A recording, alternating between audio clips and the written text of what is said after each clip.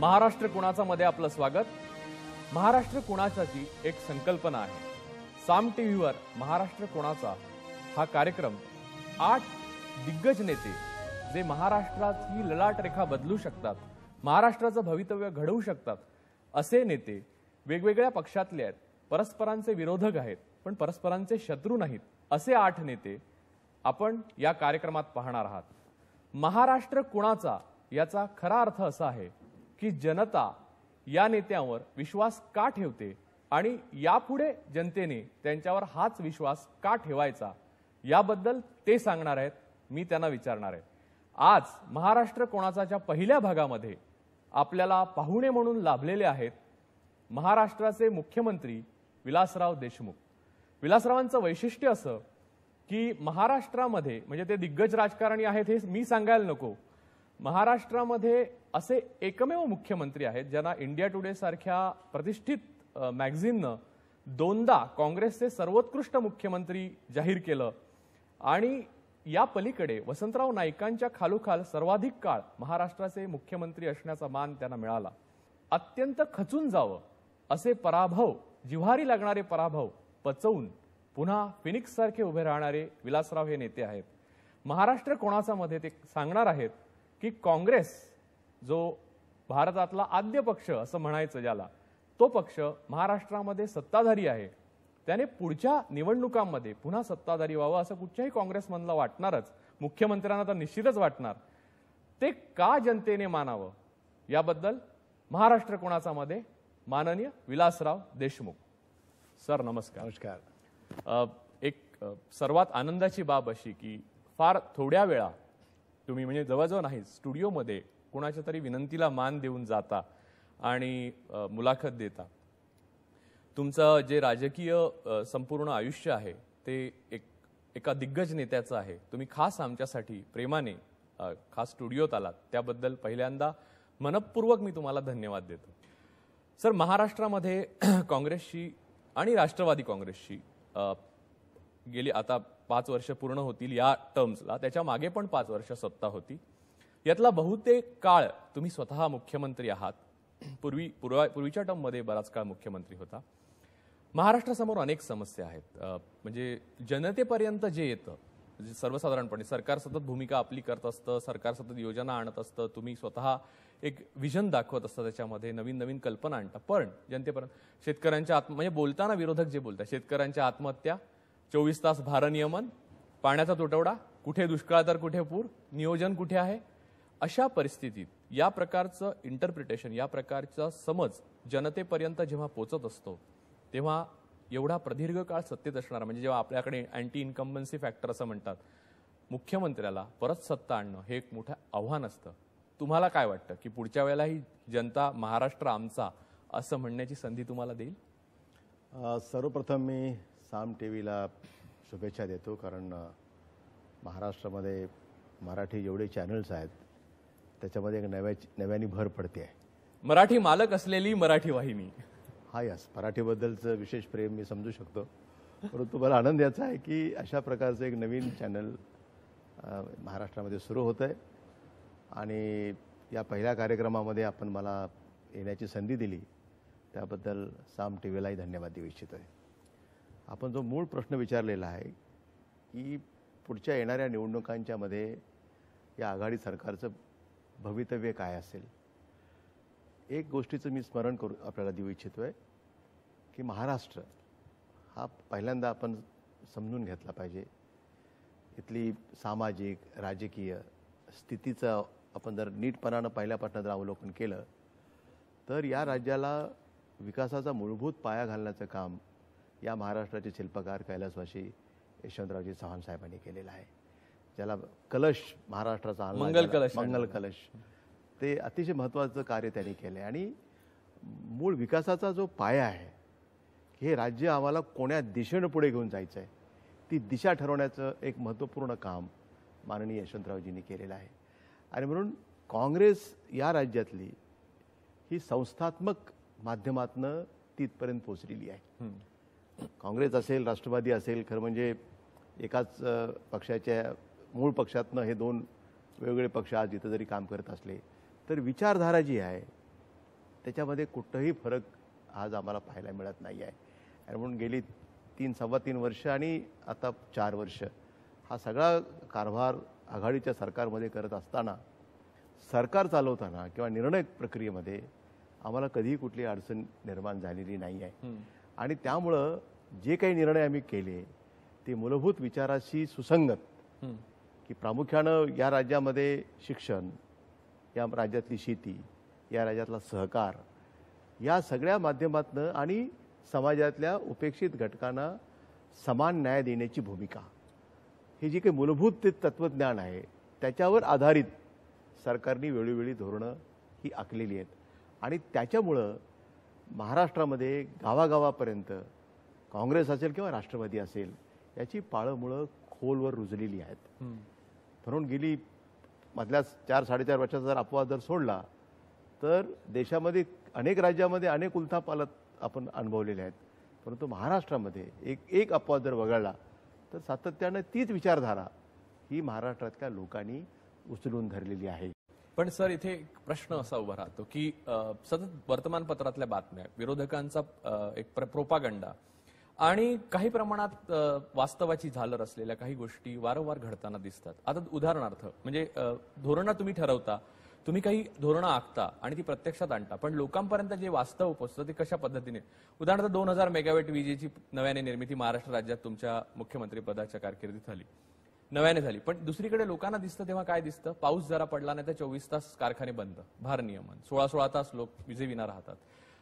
एकीकडे शेतकऱ्यांसाठी मोठं पॅकेज आणलं, ते लोकांपर्यंत पोहोचवण्याचा प्रयत्न केला. कर्जमाफी जेव्हा झाली तेव्हा तुम्ही वेगळा जिरायती शेतकऱ्यांचा मुद्दा उपस्थित केला आणि त्याला अजून एक व्हॅल्यू ॲडिशन देण्याचा प्रयत्न केला. पण लोकांपर्यंत काय पोहोचतं की आज T20 घेऊन अजून एक शेतकरी आत्महत्या. आणि मग यातून ज्या पद्धतीने लोक विचार करतात, तुम्हाला असं नाही वाटत की हे कुठच्या तरी पातळीवरचं सरकारचं, म्हणजे मी असं नाही म्हणणार धोरणं आखण्यातलं किंवा धोरणाची अंमल, कुठच्या तरी पातळीवरचं सरकारचं असं अपयश आहे की ज्याचं इलेक्शनमध्ये तुम्हाला फार त्रास होऊ शकतो? नाही, हे काही मुद्दे जे आपण उपस्थित केलेले आहेत त्याच्यातली सत्यता आम्ही टाळू शकत नाही.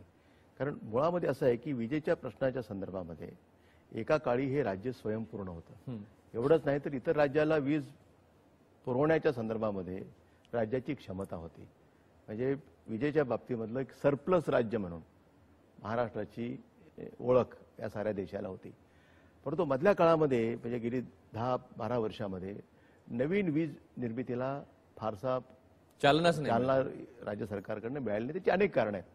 प्रामुख्यानं जे दाभोळ जो प्रकल्प आहे, जो एनरॉन म्हणून समुद्रात बुडवण्याचं काम झालं, त्या सगळ्या प्रकरणामध्ये एकदा एनरॉन आणण्यामध्ये 5 वर्ष गेले, एनरॉन बुडवण्यामध्ये पुन्हा 5 वर्ष गेले.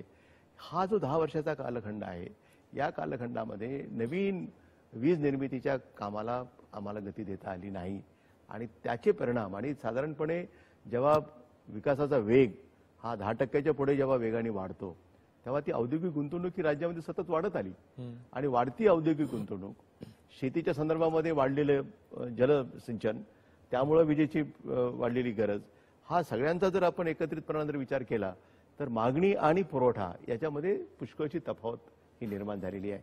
4-4.5 ते 5,000 मेगावॉटची तूट आज आम्हाला राज्यामध्ये आम्हाला भेडसावते आणि ती लवकर भरून येणारी नाही. आणि निश्चित नाही, लवकर भरून येणार नाही याचा अर्थ असा नव्हे, परंतु त्या दृष्टीने जे काही पावलं आम्ही उचललेली आहेत, जे नियोजन आम्ही केलेलं आहे, मी आपल्याला सांगू इच्छितो की 2010 पर्यंत आजचा जो काही फरक आहे साधारण 4-4.5 हजार मेगावॉटचा, तो निश्चितपणानं 1000च्या आत, आणि 2012 पर्यंत 0 लोड शेडिंग ही जी आमची पूर्वीची जी वैभव होतं या क्षेत्रातलं, ते आम्ही निश्चितपणानं गाठणार आहोत. आणि तेव्हा तुम्ही मुख्यमंत्री म्हणून ती घोषणा कराल? अच्छा आहे की मुख्यमंत्री असणं नसणं हा माझ्यासाठी काही महत्त्वाचा भाग मी समजत नाही आहे. कारण एवढं आपल्याला मिळालेलं आहे आणि त्यामुळं अपेक्षा फार ठेवण्यापेक्षा जेवढा वेळ आपल्याला संधी मिळाली आहे तेवढ्या वेळामध्ये आपण जनतेची भल्याची किती निर्णय करू शकतो हे माझ्या मताने अधिक महत्त्वाचं आहे. तुम्ही मुख्यमंत्री असणं नसणं काही महत्त्वाचं नाही असं म्हटलात, तेव्हा त्याला एक वेगळी पार्श्वभूमी काँग्रेस पक्षामध्ये आहे. कोणताही पक्ष विजयी होण्याकरता किंवा कोणतंही सैन्य विजयी होण्याकरता इट्स लाईक अ बॅटलफील्ड, कोणतीही इलेक्शन, तर अशा वेळेला तो एकसंध असणं, एक असणं आणि नेतृत्वावर अभंग विश्वास असणं ही खूप महत्त्वाची गोष्ट आहे. जसं केंद्रात तसं राज्यात. काँग्रेसमध्ये काही काळापर्यंत असं होतं, परंतु असं दिसून आलं की गुजरातमध्ये जो पॅटर्न झाला, म्हणजे काँग्रेससाठी हा माझा सततचा प्रश्न आहे की गुजरातमध्ये शंकरसिंग वाघेला आले, पण गुजरातमध्ये काही इलेक्शन त्यामुळे जिंकली नाही काँग्रेसने, नरेंद्र मोदीच परत निवडून आले. महाराष्ट्रामध्ये नारायणराव राणेंना तुम्ही पक्षामध्ये मोठ्या स्वागत प्रेमाने केलं. त्यानंतर आता अशी परिस्थिती आहे, त्याला कारण काही असेल, म्हणजे त्याची कारणं तुम्ही सांगू शकाल चांगल्या पद्धतीने माझ्यापेक्षा, परंतु काँग्रेस दुभंग दिसते आहे आणि खुद्द मुख्यमंत्री म्हणून तुम्ही प्रशासन, कामकाज, लोकांच्या विकासाच्या योजना या पलीकडे पक्षातलं बंड शांत करणे, पक्षातल्या बंडखोरांना शांत करणे, त्यांच्या प्रश्नांची मीडियाने विचारलेली उत्तरं देणे किंवा न देणे, यामध्ये तुमचा बहुतेक ऊर्जा आणि बहुतेक वेळा न देणे यामध्ये बरीच ऊर्जा खाली, आणि यातून एक मेसेज जातो जनतेमध्ये, तो हा की काँग्रेस एकसंध नाही आणि नेतृत्व कायम बदलाच्या चर्चा असल्यामुळे स्थिर सरकार हे जे जनतेला आवडतं त्याच्यामध्येच प्रश्न उपस्थित होतात. तर याकडे तुम्ही कसं बघता आणि तुम्ही हायकमांडशी जेव्हा बोलता तेव्हा कशा पद्धतीने बोलता, जनतेला तुम्ही काय सांगणार याचं उत्तर? मुळामध्ये प्रश्न असा आहे की काँग्रेस ही लोकशाही मानणारा पक्ष आहे. पक्षांतर्गत लोकशाही या पक्षामध्ये इतर पक्षाच्या तुलनेने ही थोडीशी अधिक आहे म्हटलं तरी काही चुकीचं ठरणार नाही. आणि some are more equal than others. आणि त्यामुळे आपली मतं काही वेळा स्पष्टपणाने, काही वेळा उघडपणानं मांडण्याचं काम या पक्षामध्ये नेहमीच होत आलेलं आहे. परंतु पक्षश्रेष्ठींचा विश्वास जोपर्यंत आम्ही एन्जॉय करतो किंवा आम्ही त्या विश्वासाला जोपर्यंत आम्ही पात्र ठरतो तोपर्यंत अशा चर्चेला फारसं महत्व देण्याची काही आवश्यकता असं मी स्वतः कधी मानलं नाही. परंतु ही गोष्ट खरी आहे की जनतेच्या मनामध्ये त्या संदर्भामध्ये एक अस्थिरतेचं वातावरण सातत्याने निर्माण होत असतं, ब्युरोक्रेसीवर त्याचा परिणाम होत असतो. आणि म्हणून एकंदरीतच काय उद्या होणार, राहणार का जाणार, या चर्चा गेल्या 1.5-2 वर्षामध्ये थोड्याशा अधिकच झाल्या. परंतु आपल्या माध्यमातून मी आज महाराष्ट्रातल्या जनतेला सांगू इच्छितोय की आता त्या सगळ्या चर्चा आता पूर्णपणे थांबलेल्या आहेत आणि आता उद्याच्या काळामध्ये होणारी लोकसभा आणि त्यानंतर येणारी विधानसभा आणि गणपतीच्या निमित्ताने सर्वजण आपापल्या गावी गेलेले आहेत. तेव्हा सर्वांना मी या माध्यमातून निश्चितपणानं खात्री देऊ इच्छितो की आता ह्या चर्चा पूर्णपणे आता थांबलेल्या आहेत आणि आता एकसंघ काँग्रेस आणि राष्ट्रवादी एकत्रितपणानं उद्याच्या होणाऱ्या लोकसभा आणि विधानसभेच्या निवडणुकीला आम्ही समर्थपणाने सामोरं जाऊ, हा विश्वास मी या निमित्ताने देऊ इच्छितोय.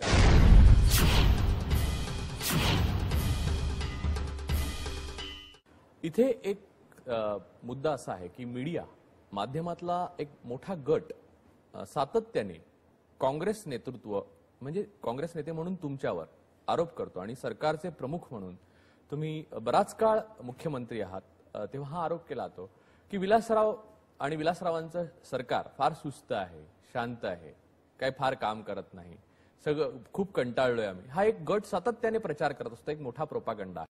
हे सातत्याने सतत ऐकून तुम्हाला काहीतरी वाटत तर असणारच आणि त्याच्यासाठी तुमच्याकडे काहीतरी उत्तर असणारच. वैयक्तिक जर मला तुम्ही हा प्रश्न जर विचारणार असाल तर मी मीडियाचा त्याचं जे स्वातंत्र्य आहे ते मी मानणार आहे.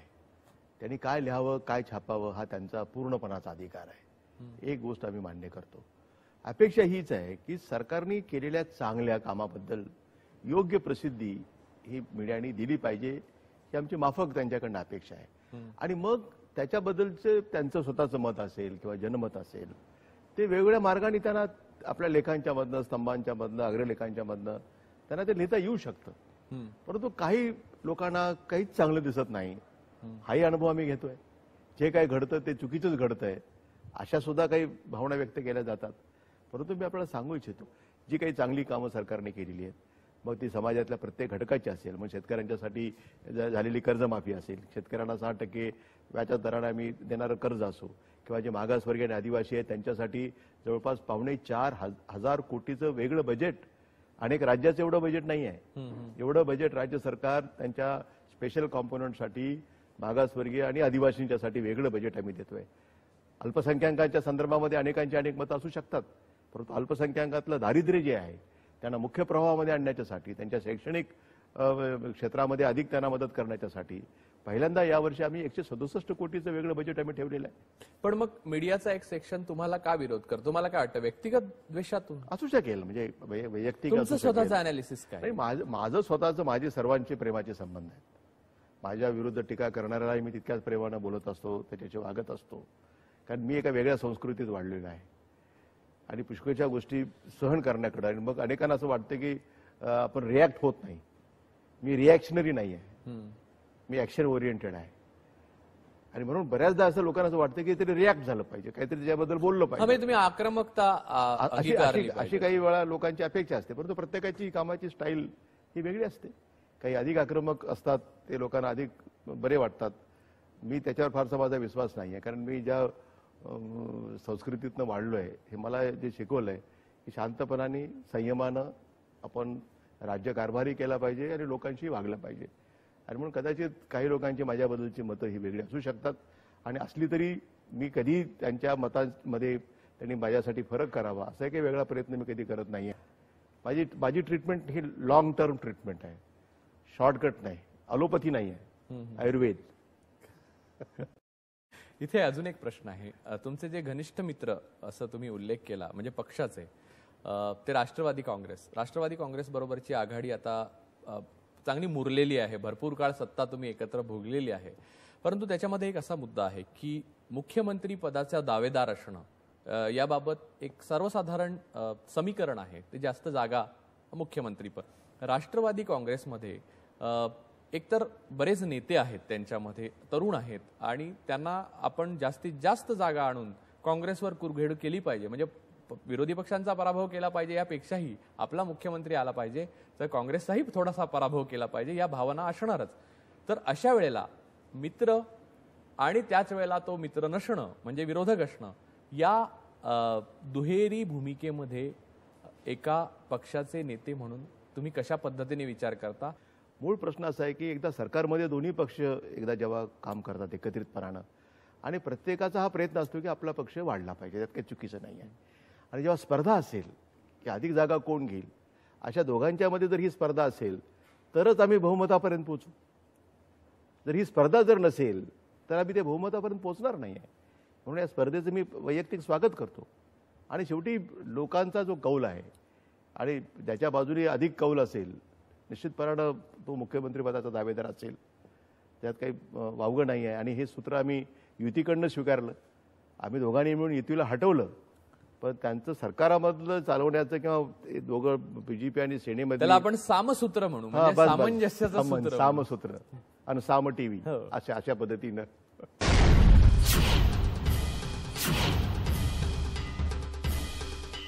सर, इथे एक जमिनीचा प्रश्न तुम्ही मगाशी उपस्थित केला. त्याच्यात जमिनीच्या संदर्भात पण अत्यंत वेगळा आणि आधुनिक काळाने दिलेला एक नवीन प्रश्न आपल्या समोर आहे, जो महाराष्ट्रात देशभर आहे, तो महाराष्ट्रात आहे.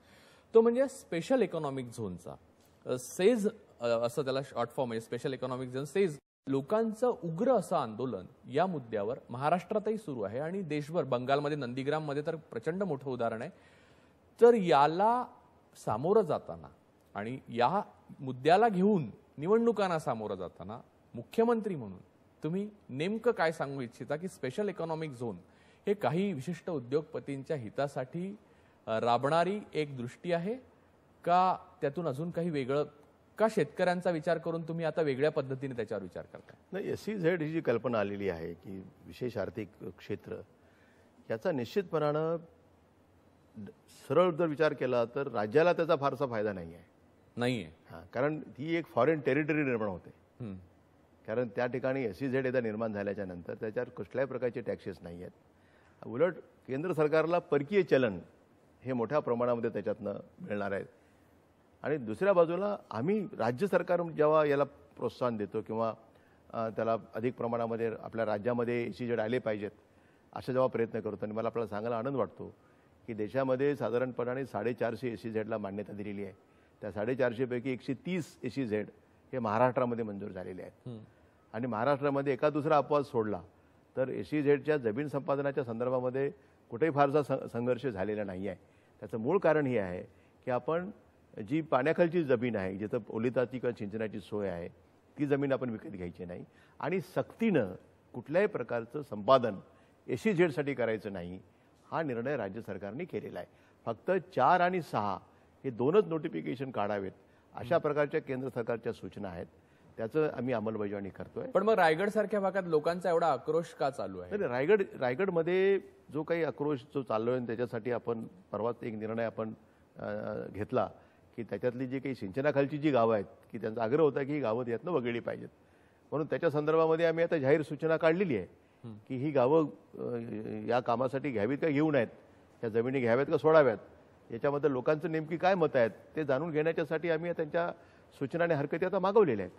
आणि म्हणून त्याच्यामध्ये फक्त तांत्रिक मुद्दा हा होता की जी जमीन कमांड खालची आहे ही नोटिफिकेशनमध्ये दाखवलेली आहे आणि ते वगळावीत, यासाठीचे ते आंदोलन होतं. आणि त्यांच्यामध्ये आम्ही चर्चा करून मार्ग काढलेला आहे आणि मला असं वाटतं की त्याच्यातनं निश्चितपणानं मार्ग निघेल. परंतु मूळ जे सूत्र आहे की SEZच्यामुळं एक तर स्थानिक रोजगार वाढेल, हा आमचा त्यातला पहिला फायदा आहे. आणि जो बेकारीचा जो खरा प्रश्न आहे, कारण आपण जेव्हा म्हणतो की मोठ्या प्रमाणामध्ये नोकऱ्या ह्या निर्माण झाल्या पाहिजेत, सरकारी यंत्रणेमध्ये फारशा नोकऱ्या निर्माण होत नाहीत, परंतु उद्योग वाढल्याच्या शिवाय बेकारीच्या प्रश्नाला आम्ही काही नीटपणानं मार्ग शोधू शकणार नाही आहोत. आणि म्हणून त्या परिसरामध्ये निर्माण होणाऱ्या कोणत्या प्रकारच्या एम्प्लॉयमेंट अपॉर्च्युनिटीज आहेत याचा आम्ही अभ्यास करतोय. त्याला जोडून त्या ठिकाणी ITI, पॉलिटेक्निक, इंजिनिअरिंग कॉलेज निर्माण करून त्या प्रकारचे अभ्यासक्रम तिथं आम्ही सुरू करतोय. आणि स्थानिक लोकांना रोजगार, जो मुद्दा सातत्यानं या महाराष्ट्रामध्ये त्याची चर्चा होते, मी आपल्याला सांगू इच्छितो की राज्य सरकारचे 1992चं धोरण आहे की 75% हे निश्चितपणानं स्थानिक लोकांना नोकऱ्या मिळाल्या पाहिजेत, परंतु त्याची अंमलबजावणी करण्यामध्ये अडचणी आहेत. आणि म्हणून मी मध्येच राज्य सरकारतर्फे भूमिका मांडलेली आहे की आता आम्ही कलेक्टरांच्या अध्यक्षतेखाली एक समिती निर्माण करू आणि या निर्णयाची किंवा या धोरणाची अंमलबजावणी नीटपणानं होते की नाही याची आम्ही निश्चितपणानं खातरजमा करू. परंतु निश्चितपणानं महाराष्ट्रातल्या मराठी माणसाला मोठ्या प्रमाणामध्ये रोजगाराच्या संधी ह्या उपलब्ध झाल्या पाहिजेत, याच्याबद्दल कोणाच्याही मनामध्ये दुमत नाही आहे. आणि हे करण्याच्यासाठी जोपर्यंत आम्ही ट्रेनिंगची व्यवस्था करणार नाही, कारण ते एखाद्या उद्योगाला कशा प्रकारचा मॅन पॉवर कुशलता लागते, ती कुशलता जोपर्यंत आम्ही निर्माण करणार नाही तोपर्यंत केवळ नुसतं मराठी मराठी म्हणून त्यांच्या भावना आम्ही उंचावून ठेवू, परंतु मदत आम्ही करू शकणार नाही. इथे अजून एक प्रश्न आहे की स्थानिकांच्या मुद्द्यापर्यंत आपण पोहोचलो जायचा तो मुद्दा घेतो की आपली जी महानगरं आहेत त्याच्यामध्ये मूलभूत ज्या सोयी सुविधा आहेत त्याला एक मर्यादा आहे आणि त्यात त्यांचं संकोचन. उदाहरणार्थ मुंबईला पाण्याचे स्रोत काही वाढत नाहीत आणि आता पाऊस काही दिवस नाही पडला तर मुंबईचं तोंडचं पाणी पळालं होतं. म्हणजे राज्यामध्येच अशी परिस्थिती, पण मुंबईला प्यायलाही पाणी मिळणार नाही अशी परिस्थिती होती. केवळ पाण्याचंच नव्हे तर रस्ते, इतर सोयी सुविधा. आणि अशा वेळेला या महानगर म्हणजे मुंबई झाला, पुणे आहे, नाशिक आता होत चाललेलं आहे, नागपूर आहे, या ठिकाणी असं होत आहे की प्रचंड मोठ्या संख्येने देशभरातनं माणसं येतात, लोंढे येतात आणि त्याच्यात केवळ म्हणजे आता या लोंढ्यांना बाहेरून लोक येतात तेव्हा एक अमेरिकेचं उदाहरण दिलं जातं. तिथे कुशल, विकसित आणि त्या देशाला हवे किंवा तिथल्या लोकांना हवे अशीच माणसं आत येतात. इथे कोणकोणत्या प्रकारची माणसं येतात, ती इथल्या व्यवस्थेला हवी आहेत किंवा नाही, गरज आहे किंवा नाही, या पलीकडे रोजगारासाठी येतात. आता इथे मुद्दा असा होतो, बाकी सगळे मुद्दे आपण भावनेचे बाजूला ठेवले तरी एका मर्यादेपलीकडे कुठचंही शहर वाढू शकत नाही आणि त्याला तुम्ही कोणत्याही अर्थशास्त्राने किंवा कोणत्याही प्रकारच्या संसाधनांच्या शास्त्राने सुविधा देऊ शकत नाही. पुढच्या काळामध्ये यामधून एक प्रचंड मोठी प्रतिक्रिया जर उभी राहू शकत असेल तर त्याला आत्ताच रोखण्यासाठी तुम्ही काय करू इच्छिता? आपण एक लक्षात घेतलं पाहिजे की ह्याची मूलभूत कारणं काय आहेत. एक ठीक आहे, घटनेमुळं कोणालाही कुठल्याही राज्यामध्ये जाता येतं, तिथं राहता येतं, व्यवसाय करता येतो, ही मुभा आहेच, ते आपण मान्यच करतो, कारण त्याच्या बाहेर काय आपल्याला बोलता येत नाही. आपण जर एक गोष्ट लक्षात घेतली की हे का घडतं, ह्या मूळ कारणाकडे आपल्याला गेलं पाहिजे. त्या मूळ कारणाचा जर विचार केला तर एक काळ असा होता की मुंबईमध्ये मोठ्या प्रमाणामध्ये हे दक्षिणेतले लोक यायचे, साऊथ इंडियन्स. ही संख्या मोठी होती. मग केरळमधून येणारे असतील, तामिळनाडूमध्ये येणारे असतील, आंध्रामधून येणारे असतील, कर्नाटकामधून येणारे असतील, ही संख्या मोठी होती. आज जर आपण विचार केला तर त्या राज्यातनं मुंबईमध्ये येणाऱ्याचं प्रमाण हे पुष्कळसं कमी झालेलं आहे. त्याचं मूळ कारण हे आहे की त्या राज्यामध्ये रोजगाराच्या संध्या या उपलब्ध झाल्या. केरळसारखं राज्य असेल किंवा कर्नाटक असेल, आंध्र असेल, या राज्यामध्ये औद्योगिक विकास असेल किंवा इतर कामं असतील, ही मोठ्या प्रमाणामध्ये तिथे निर्माण झाली. त्यामुळं तिकडनं मुंबईकडे येण्याचं प्रमाण हे पुष्कळसं घटलेलं आहे. परंतु हीच परिस्थिती बिहारमध्ये नाही आहे, हीच परिस्थिती उत्तर प्रदेशमध्ये नाही आहे. आणि म्हणून रोजगार इथं आल्यानंतर मिळतो. आणि आपण नेहमीच मोठ्या अभिमानानं सांगत असतो की मुंबईमध्ये येणारा कधी उपाशीपोटी झोपत नाही, असं आम्ही बाहेर अतिशय चांगल्या पद्धतीने बोलतो. पण इथे येणाऱ्याला, अतिक्रमण करणाऱ्याला मोफत घरं देण्याची योजना आपणच म्हणजे जाहीर केली पण रागवतो. आणि त्याच्यामुळं मुंबईत येण्याचे जे काही अट्रॅक्शन प्रलोभन आहेत ह्याच्यामध्ये सतत वाढ होत पण मग ह्याला एन्काउंटर कसं करणार? ह्याला एकच मार्ग आहे की एक तरी त्या राज्यामध्ये औद्योगिक वातावरण निर्माण होण्यासाठी त्या ते तर राज्यांनी- आपल्या हातात नाही. नाही, आपण त्यांनी प्रयत्न केला पाहिजे त्या राज्यातनं. आणि म्हणून एकदा तिथं जर या सगळ्या जर सुविधा मिळाल्या, कारण आज आपण बघितलं की स्लममध्ये जे लोक राहतात ते जे सगळ्यात ज्या त्या परिस्थितीला सामोरं जातात ते पाहिल्याच्या नंतर खरं म्हणजे तिथं राहण्यापर्यंतचे लोक जेव्हा मानसिकता त्यांच्यामध्ये राहते ते जीवन जगण्याची त्याची मनामध्ये इच्छा नसतानाही राहावं लागतं. त्याचं मूळ कारण हे आहे की ते रोजगार हे मोठ्या प्रमाणामध्ये उपलब्ध आहे, परंतु शहरावर वाढत चालणारा ताण, याच्या शहराच्या मर्यादा याची जाणीव राज्य सरकारला आहे. आणि म्हणून आम्ही कायदे केले. म्हणजे अतिक्रमण या मुंबई शहरामध्ये येऊन आता कुणी करू नये. 2000 सालापर्यंतच्या अतिक्रमणाला आम्ही नियमित करू, त्यानंतरचं अतिक्रमण रोखलं पाहिजे म्हणून कायदा केला. नुसता कायदाच नव्हे, कॉग्निजेबल ऑफेन्स केला की झोपडं घालणारा, त्याला मदत करणारा अधिकारी असेल, कुणी असेल, ते जबाबदार असतील. परंतु दुर्दैवाने त्या कायद्याची अंमलबजावणी जितक्या ठोसपणे व्हायला पाहिजे ती नाही होऊ शकली. त्याचे अनेक वेस्टेड इंटरेस्ट त्याच्यामध्ये पुष्कळदा पुढे येत आहेत. आणि म्हणून नवीन होणारे कुठलंही अतिक्रमण जर कोणाच्या लक्षात आलं तर त्याने जर तक्रार करावी, तो कॉग्निजेबल ऑफेन्स ठरेल, पोलिसांनी कारवाई करावी, हे सगळं कायद्यामध्ये आपण म्हटलेलं आहे. म्हणून सरकारच्या वतीनं आम्ही प्रयत्न केले. 2000 पुढच्या झोपड्यांना आता संरक्षण मिळणार नाही आणि त्या सक्तीनं ते आम्ही काढून टाकू. शेवटी हा सर्वसाधारणपणे हा संदेश दूरवर गेला पाहिजे की आता मुंबईमध्ये जाऊन झोपडं घालणं आता सहजासहजी शक्य नाही. हा मेसेजही गेला पाहिजे. केवळ आपण कायदे करून किंवा हे करून चालणार नाही, परंतु इथं आता फारशी संधी नाही आहे. आता इथलं सॅच्युरेशन झालेलं आहे. इथं आता फारशी आता जागाच कुठं उपलब्ध नाही आहे. हे एका बाजूला पुण्यामध्ये ही परिस्थिती आहे. आणि म्हणून कारण इतक्या मोठ्या प्रमाणामध्ये रोजगार आता आपण जर बघितलं असेल की काही प्रकारचा उद्योग मराठी माणूस करत नाही. हो, आता विशेषतः फाउंड्री वगैरे मध्ये जे काम करायला लागतं किंवा फर्नेसच्या समोर 24 तास उभं राहून जिथं काम करावं लागतं, तेव्हा ती जर माणसाचा जर आपण जर सर्वे केला तर तिथं मला मराठी माणूस कमी दिसेल. आणि मग जेव्हा आपण एखादं आंदोलन छेडतो त्याचे परिणाम बघितल्यानंतर तेच उद्योग बंद पडले की जिथं अशा प्रकारचा उद्योग करणारा मराठी माणूस तिथं पोहोचत नाही आहे. आणि म्हणून एकदा एक धोरण जर आपण घेतलं तर तिथं मराठी माणसं पुरवली पाहिजेत आपण की अशा प्रकारचं काम करायला किती लोक आमच्या महाराष्ट्रात तयार आहेत. म्हणजे योग्य तो संदेश या माध्यमातून तुम्ही देताय. नाही, संदेश मराठी माणसं सुद्धा असं आहे की एखादी गोष्ट आपण एका विशिष्ट प्रकारचं काम करण्याच्यासाठीची तयारी ही मराठी माणसाची निर्माण करणं हेही काम आपल्याला करावं लागेल. तर मग त्याला जी हवी आहे ती माणसं सहजपणाने मिळतात, सहजपणाने त्या ठिकाणी उद्योग चालतो. आणि एकदा आपण निर्णय काही एखादं आंदोलन घडलं तर तेच उद्योग बंद पडतात की त्या उद्योगाला मग ताबडतोब पर्यायी हे आमचे पर्याय आहेत, हे आमचे 2000 माणसं आहेत, हे अशा प्रकारचं काम करायला तयार आहेत, ह्यांना उद्यापासून कामावर घ्या, ही पण तयारी आपल्याला ठेवावी लागेल. इथे एक दुसरा एक मुद्दा आहे. म्हणजे या संदर्भात म्हणजे स्थानीयतेच्या संदर्भात जर आपण बोलतोच आहोत तर एक अजून एक महत्वाचा मुद्दा आहे. एक सामान्य कामगार किंवा मोठ्या प्रमाणावर अप्रशिक्षित माणसांचे लोंढे मुंबईवर येतात. त्याच वेळेला मुळात 1960ला आपण हे मान्य केलं की मुंबई ही मराठी भाषिक महाराष्ट्राची राजधानी आहे आणि त्यानंतर सर्वांनी इथे राहावं वगैरे. डॉक्टर आंबेडकरांनी याच्यावर खूप मोठं लिहिलेलं होतं आणि बनियाम विरुद्ध त्यांनी मोठ्या प्रमाणावर लिहिलेलं आहे.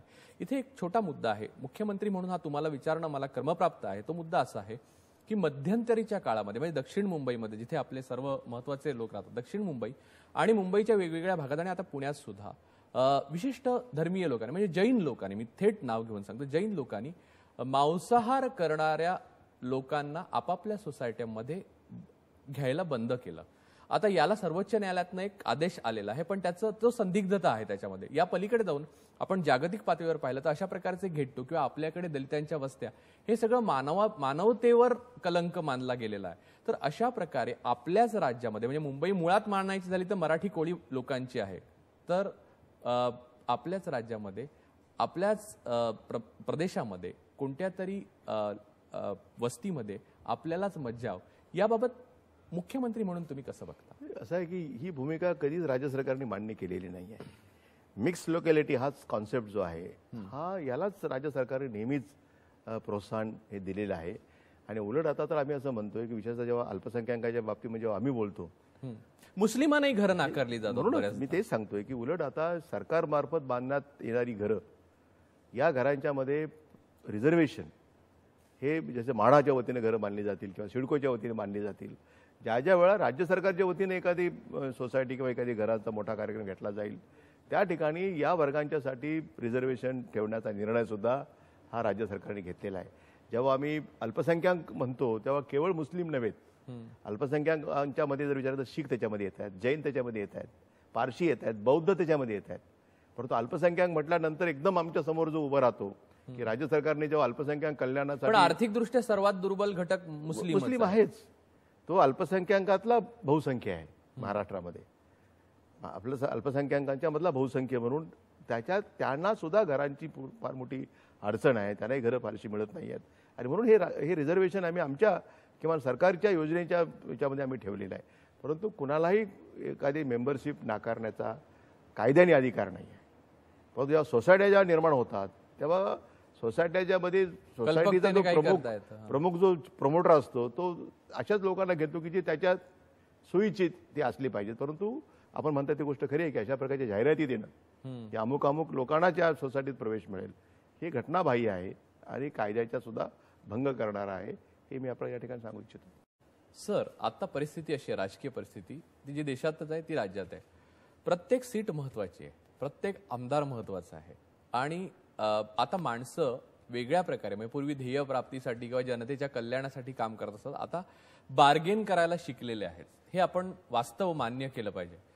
अशा वेळेला अनेक छोट्या प्रमाणावर काम करणार म्हणजे छोटे म्हणजे 2 आमदार आणणारी किंवा एकच आमदार आणणारा किंवा छोटी नवीन पार्टी करणारी अशा प्रकारच्या खूप तुकडे आणि अशा प्रकारचं विभाजन निवडणुकीपर्यंत दिसेल अशी एक भीती आहे बऱ्याच मोठ्या प्रमाणावर. या सगळ्याला काँग्रेसने एकेकाळी अख्ख्या देशामध्ये एकसंध आणि राज्यामध्ये एकसंध सत्ता उपभोगलेली आहे आणि तुम्ही तो कालखंड अनुभवलेला आहे. एक व्हीप काढला की सगळं बदलून जायचं चित्र हेही पाहिलेलं आहे. तर अशा वेळेला या छोट्या छोट्या घटकांकडे तुम्ही कशा रीतीने बघता आणि येत्या निवडणुकीमध्ये त्यांच्याबाबत तुमचं धोरण काय असणार आहे? एक काळ असा होता की काँग्रेस पक्षाची केंद्रामध्ये आणि बहुतेक राज्यांच्या मध्ये एक छत्री कारभार एका पक्षाचा चालायचा. परंतु हल्लीच्या काळामध्ये एक चित्र समोर आलेलं आहे की आता एक नवीन कोइलिशन कल्चर हे संपूर्ण देशामध्ये आता निर्माण झालेलं आहे. अशी फार कमी राज्य आहेत की जिथं एका पक्षाची पूर्णपणे सत्ता आहे. आणि म्हणून समविचारी हा जो एक नवीन कॉन्सेप्ट पुढे आलेला आहे की समविचारी पक्षाच्या लोकांनी एकत्रित यावं. एकतर निवडणुकीच्या पूर्वी एकत्रित येण्याचा प्रयत्न करावा, नसेल तर निवडणुका झाल्याच्या नंतर त्यांच्या विचारधारेच्या विरोधातले जे लोक असतात त्याला आपण धर्मनिरपेक्ष आणि धर्मांध अशा काहीतरी भाषा संज्ञा देतो, अशी भाषा आपण वापरतो. आणि म्हणून असा एक सतत प्रयत्न होतो की एका बाजूला हा प्रयत्न निवडणुकीच्या पूर्वी एका वेळा होतो आणि तो जर शक्य नसेल काही वेळा तर मग निवडणुका झाल्याच्या नंतर मग जी काही मॅजिक फिगर ज्याची नेहमी आपण चर्चा करतो ती जुळवण्याच्यासाठी मग अशा काही लोकांना आपण एकत्रित करतो. आणि मग तिथं मग काही वेळा मग बार्गेनिंग ज्याला आपण म्हणू ते सतत पुढे येत असतं. आणि एका पक्षाचं सरकार आणि एका विचारानं चालणारं सरकार आणि कोलिशन सरकाराच्या मध्ये खूप मर्यादा आहेत.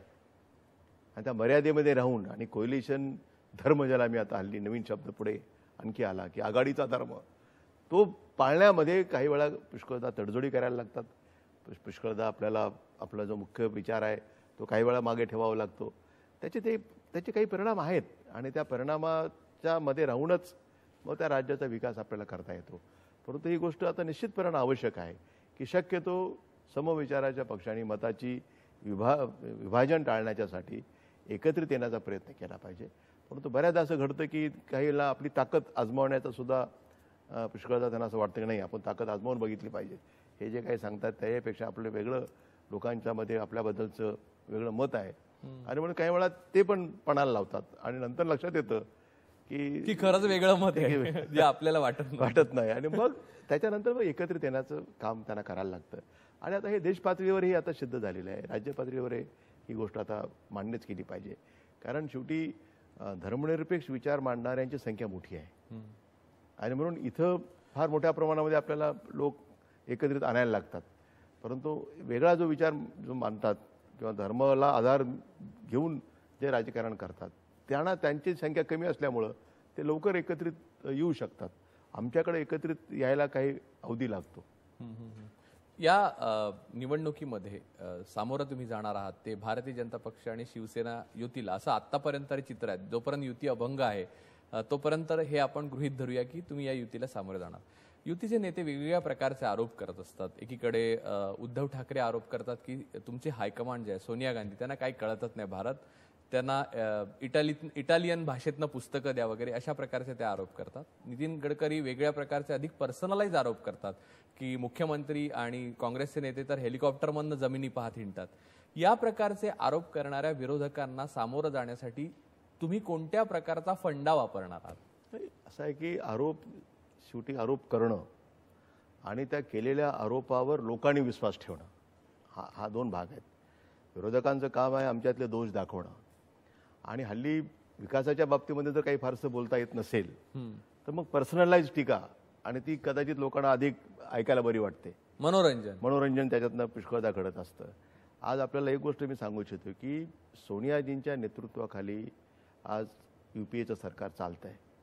आपण हे बघितलं असेल की सोनियाजींच्याबद्दल कोणाची काही जरी मतं असली तर आज त्या एक शक्तिशाली नेत्या म्हणून आज UPAचे अध्यक्ष म्हणून त्या ठिकाणी आहेत, की त्यांनी ठरवलेला प्रेसिडेंट होऊ शकतो, त्यांनी ठरवलेला व्हाईस प्रेसिडेंट होऊ शकतो, आणि त्यांनी ठरवलेला प्राईम मिनिस्टर होऊ शकतो. आणि स्वतः राजकारणापासून हे सगळं त्याला, आणि त्यांनी नाही ठरवलं तर एखादा माणूस मुख्यमंत्री होऊ नाही शकत. तेही खरं आहे. आणि म्हणून मी आपल्याला एवढं सांगू इच्छितो की इतकी शक्ती एखाद्या व्यक्तीमध्ये येते तेव्हा त्याच्या पाठीमागे काही त्याग असतो. त्यागाशिवाय मोठेपण कधी मिळत नाही आहे, आणि त्या घराण्याचा त्याग आहे. आणि ती त्यागाची परंपरा पुढे सुरू ठेवण्याचं काम आणि पूर्णपणाने भारतीय संस्कृतीला अंगीकारण्याची जर भूमिका जर कोणी बघितली, एक भारतीय स्त्री जी तुमच्या माझ्या नजरेसमोर असते, त्याचंच रूप आपल्याला सोनियाजींच्यामध्ये बघायला मिळतं. आणि म्हणून त्यांनी हे काही त्यागातनं, काही कष्टातनं आणि अनेक दुःख सहन करून त्यांना ही पोझिशन प्राप्त झालेली आहे. आणि म्हणून आज काँग्रेस जी एकसंघ आपल्याला देशामध्ये बघायला मिळते, त्याचं मूळ कारण असं आहे की एक असं नेतृत्व आहे की जे स्वतःच्या बाहेर येऊन इतरांना मोठं करण्यामध्ये आनंद मानते. आणि म्हणून तो त्याग हा भारतीय संस्कृतीनी तो केव्हाच स्वीकारलेला आहे. आणि म्हणून ती टीका मला असं वाटत नाही की लोक ते स्वीकारतील, कारण त्याच्यामध्ये आज त्यांनी संपूर्ण देशामध्ये आपली प्रतिमा निर्माण केली आहे, आणि राज्यामध्ये सुद्धा त्यांनी त्यांच्याबद्दलचं एक वेगळं वलय जे आहे ते त्यांनी निर्माण केलेलं आहे. तुम्ही मगाशी म्हणताना असं मगाशी म्हणालात की फार थोडी राज्य अशी आहेत की जी एक छत्री एका पक्षाच्या आधिपत्याखाली चाललेली आहे. त्यातलं एक राज्य उत्तर प्रदेश. मायावतीने ते काबीज केलं. एका बाईने, एका दलित स्त्रीने अशा पद्धतीने विजय मिळवणं ही विलक्षण गोष्ट होती.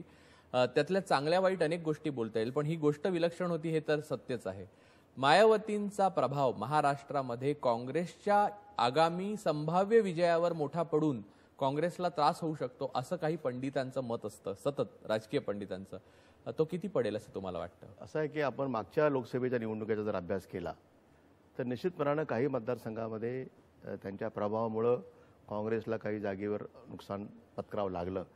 परंतु त्याच्यानंतर झालेल्या विधानसभेच्या निवडणुकीमध्ये अगदी 6 महिन्याच्या फरकाने त्या निवडणुका झाल्या. त्या सगळ्या निवडणुकीमध्ये जर आपण बघितलं तर की एवढ्या मोठ्या प्रमाणामध्ये लोकसभेमध्ये त्यांनी मतं मिळवली, त्या प्रमाणामध्ये विलक्षण घट झाली. एकही त्यांचा उमेदवार विधानसभेमध्ये पोहोचू शकलेला नाही आहे, किंवा त्याच्यानंतर झालेल्या कॉर्पोरेशनच्या निवडणुकीमध्ये काही फारशी प्रगती त्यांना करता आलेली नाही आहे. म्हणून बऱ्याचदा असं मला वाटतं की मायावती हे नाव सतत घेऊन एक अवास्तव त्याची एक प्रतिमा निर्माण करणं, आणि कदाचित त्याच्यामुळं काही राजकीय आपल्याला काही लाभ मिळवता येतो का, असाही काही वेळा प्रयत्न हा होतो. म्हणून आम्ही सावध आहोत. असं नव्हे की आता त्यांचा काहीच महाराष्ट्रात परिणाम होणार नाही असं नव्हे, परंतु महाराष्ट्रामधली मुख्य जी दलित जनता आहे ती आंबेडकरांना मानणारी आहे, आंबेडकरांच्या विचारधारेला बांधलेली आहे. ठीक आहे, रिपब्लिकन पार्टीचे अनेक नेते असतील, परंतु त्यातला सर्वांतला तर कामन दुवा जर कोणी असेल तर परमपूज्य डॉक्टर बाबासाहेब आंबेडकर. आणि म्हणून तो एक वर्ग अतिशय मोठा आहे, आणि त्या वर्गामध्ये मायावतीच्या बद्दल फारशी काही आस्था किंवा त्यांच्याशी काही सलगी करण्याचा कुठलाही रिपब्लिकन पार्टीचा नेता हा प्रयत्न करत नाही आहे.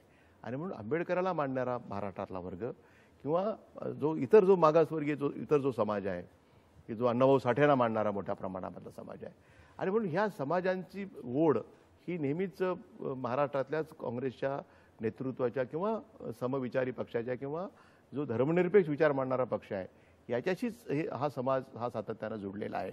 आणि म्हणून मायावतीच्यामुळं फार मोठा परिणाम, ठीक आहे, त्यातले काही नाराज मंडळी त्यांच्याकडे जाऊन कदाचित त्यांना जवळ करण्याचा प्रयत्न करतील, परंतु त्याच्यातनं फारसं महाराष्ट्रामध्ये त्यांना काही यश मिळेल असं मला मत आहे. नेते म्हणून तुम्हाला काँग्रेसमधले इतर नेते जे आहेत ते इलेक्शनच्या काळात काँग्रेसची परंपरा आहे आणि ती थोर परंपरा आहे की काँग्रेसच्या नेत्यांच्या मनात काय चाललेलं आहे हे त्यांच्याबरोबर आयुष्य काढलेला माणूस सुद्धा सांगू शकत नाही. असे अनेक नेते बरोबर घेऊन तुम्हाला पुढे जात, म्हणजे नव काँग्रेसींबद्दल बोलत नाही मी, जुने काँग्रेसीबद्दल बोलतोय आता.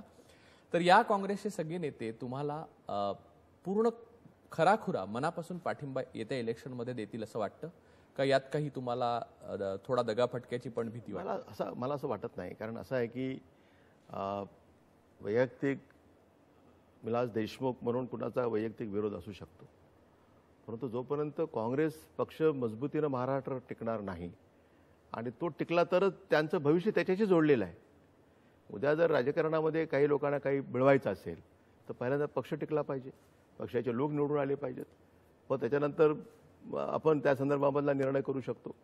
आणि मग पक्ष जर संपवायच्या भाषा जर काही कोणी बोलत असेल तर त्याचं सर्वांचं नुकसान होणार आहे. आणि म्हणून मला असं वाटत नाही की अशा सगळ्या चर्चेचा परिणाम निवडणुकीच्यावर लगेच होईल असं काही मी अनुमान काढायला तयार नाही आहे. इथे दुसरा एक प्रश्न आहे की छत्रपती शिवाजी महाराजांचं ऋण महाराष्ट्रावर कधीही फेडता न येण्याजोगं आहे. त्यांचा समुद्रामध्ये एक मोठं स्मारक उभं करण्याचं तुमच्या सरकारने घातलेलं आहे. इथे एक फार गमतीशीर असा एक पूर्वानुभव आहे. जेव्हा जेव्हा महाराष्ट्रासंबंधीचं आंदोलन उभं राहतं तेव्हा तेव्हा काँग्रेसचं सरकार शिवाजी महाराजांचा एक पुतळा उभा करतो. उदाहरण देतो मी, प्रतापगडावर शिवाजी महाराजांचं स्मारक संयुक्त महाराष्ट्राचं आंदोलन सुरू जेव्हा झालं तेव्हा उभं करण्यात आलं आणि जवाहरलालजींच्या हस्ते त्याचं उद्घाटन करण्यात आलं आणि आंदोलकांनी समोर पण त्याच्या निदर्शनं केली होती. महाराष्ट्र आणि मराठी भाषेसंबंधात वेगवेगळ्या प्रकारचे आवाज उठले, वेगवेगळ्या प्रकारचं आंदोलन सुरू झालं, म्हणून या स्मारकाची एवढ्या भव्यपणे कल्पना मांडण्यात आली असं तर नव्हे ना? बिलकुल नाही आहे. कारण अशा प्रकारचं स्मारक आम्ही उभं करू हे निवडणुकीच्या मध्ये जो आम्ही जाहीरनामा प्रसिद्ध केलेला आहे त्या जाहीरनाम्यामधलं हे कलम आहे आणि त्याची योग्य जागा निवडण्याच्यासाठी हा मधला कालखंड गेलेला आहे. कदाचित तुम्ही जो विषय उपस्थित करताय तो कदाचित तो एक विलक्षण योगायोग असेल, परंतु सरकारची भूमिका छत्रपती शिवाजी महाराजांच्या बद्दलचं एक आंतरराष्ट्रीय दर्जाचं स्मारक व्हावं म्हणून आता जागा आम्ही आता फायनल केलेली आहे. त्याच्यासाठी सगळी कागदपत्र किती काळात होईल ते स्मारक? मलाच वाटतं की पुढच्या 5 वर्षात ते पूर्ण होईल.